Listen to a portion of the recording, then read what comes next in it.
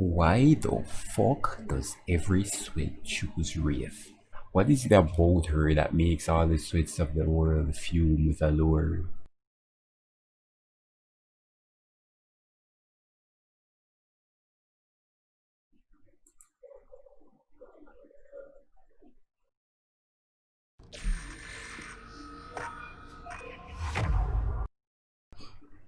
Okay, so Wraith's real name is Renee Blazy. She was when you learn about Wraith, she's a patient in a she's a prisoner patient in a IMDC medical testing facility owned by the same people that operate the Apex games. And one day out of the blue, she was about to be sedated when another raid from some future dimension on a quest for revenge from the people that imprisoned her showed up, right? And kind of like saved her ass and berated her at the same time for being weak and not fighting back, not even attempting to fight back. She then helped present weak patient rate escape and showed her how to harness her inner strength or the crazy voice that she was hearing and kind of use her powers. It's kind of crazy, I know. Anyways, she escaped in an interdimensional portal, and now she wanders the Apex games in search of truth over the truth about herself and to discover who she really is. So a really dark type of messed up character backstory we have here. Anyways, on to the useful shit. She is the poster child of Apex Legends, and with good reason. Her powers are the most ninja-like. She has one of the smallest hitboxes in the game, and good players definitely know how to abuse these things. So let's take a look at how good players abuse some of these things and give some tips. Let's look at what she can do. Her Q all-time passive all play into the offensive character archetype that is Wraith. Her tactical, which is arguably the most important aspect of any legend, is called Into the Void. It basically makes you invincible for about 4 seconds. No, you won't be able to fight when you're in your queue, and you'll be able to see enemies but only their outlines. So it's really a thing to be used to avoid damage and to hopefully get into a safer spot. But the one they are but they are so this is it takes some practice, right? For one, you won't be able to interact with world objects when you're in this next dimension type situation in your tactical, right? Doors, which is a super crucial thing for when you want to get away, which is ideally when you'd be using this power. Crucially, you won't be able to interact with. So something to note here is you definitely want to have a plan. When you use it, you definitely want to have a plan, because um, like that the outline on that power it's super noticeable when a raid uses this. People in the game by now are used to raids using this when they're low. So it's not only are you kind of not only are you're invincible, you're also kind of vulnerable, but it's super easy to see with the eyes. It's super easy to track where you're going. So here is a 1.25-second animation before she does enter into the power.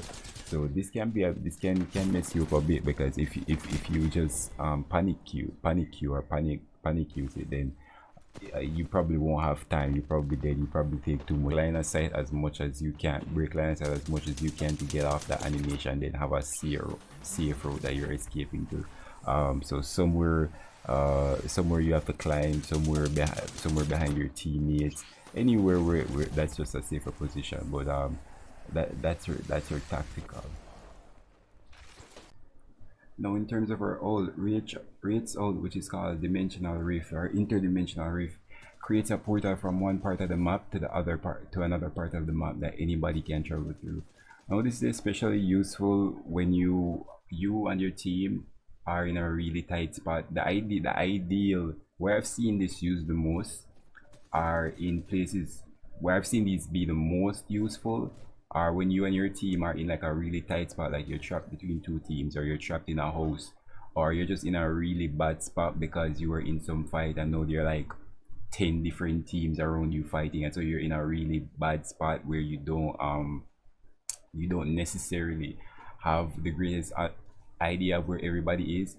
it's really useful for getting you and your team out of those really tight spots and into a better position.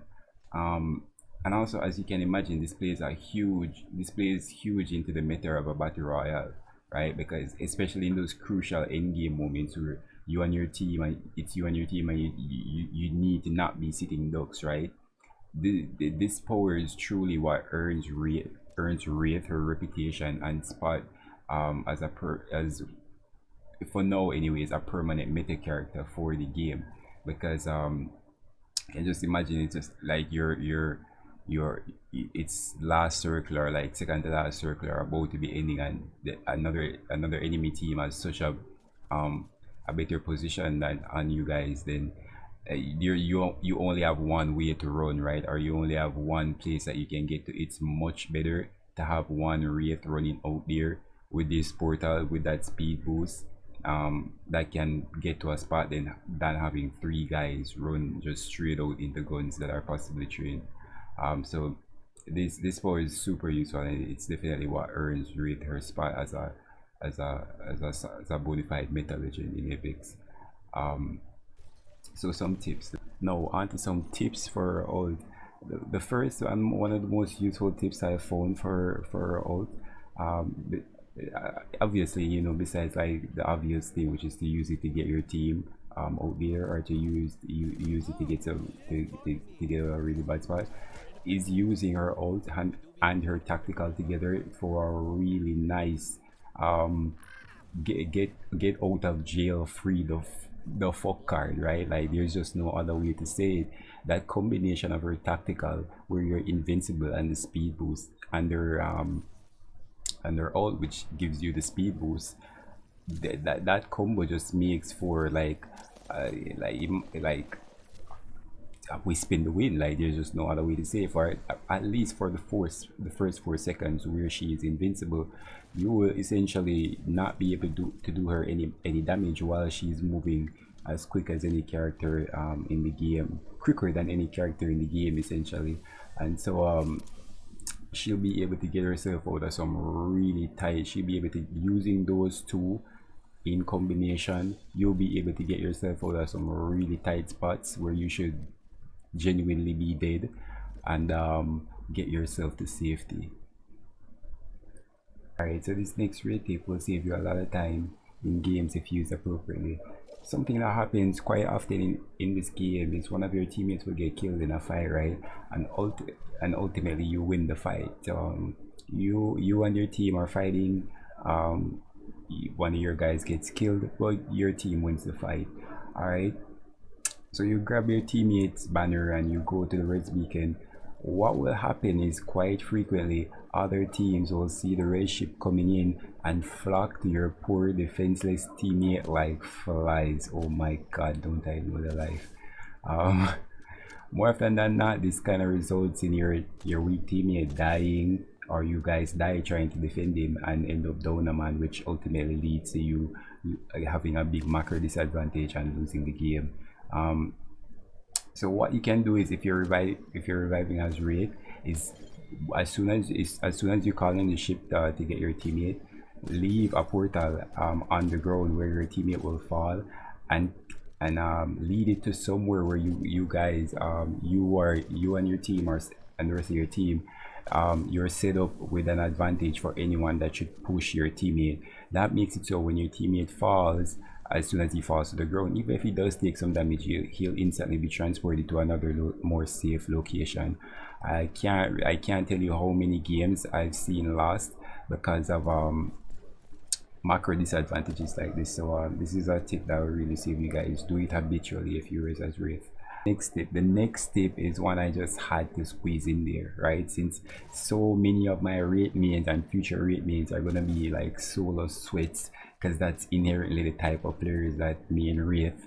But you know, one thing that gets commonly, one thing that's kind of commonly known but not really commonly practiced, is to throw a nade or throw a thermite at the end of your portals if you use your portal to escape. Like, kind of like the first tip where you combine it with your ult and then run. At the end of your portal, when you're using them to run, or when you've used it to help your team escape, throw some nades, right? If you think you're going to be pursued, throw some nades. It doesn't matter what nade it is, just as long as you throw something to give you that advantage should an enemy push in. But I'd say thermites are the best, then arc stars, then actual grenades. But really and truly anything should do. That's the next tip, guys. Always have nades. Yeah, but you guys already know that if you're in my Discord. By the way, join the Discord for more tips. Yeah, I can't tell you how many times I've gotten really easy kills, sometimes multi kills, right? Because teams got cocky because they thought I was low and running away, or I was actually low or actually hurt and running away. So they pursued through my portal, like thinking that this was 100% kill, or they could overpower me or something, only to have one or two friendly nades just go off in front of them or to their side or something, giving me really easy kills, either with the arcs or really advantageous situations if thermite or grenade. So don't forget to make that one a habit, guys. Nade your portals. At the end of your portals, throw a nade if you think you're going to be pursued. This has saved my life many times. All right. So anyways, guys, I want to put a ton more tips, tips in here. I had a ton more tips. But this video is getting kind of long. If you do want to see more videos like this, join my Discord. I give out tips there regularly, and we talk, nerd out about the game. Like, subscribe, and comment, and I'll hit you guys in the next one. Okay.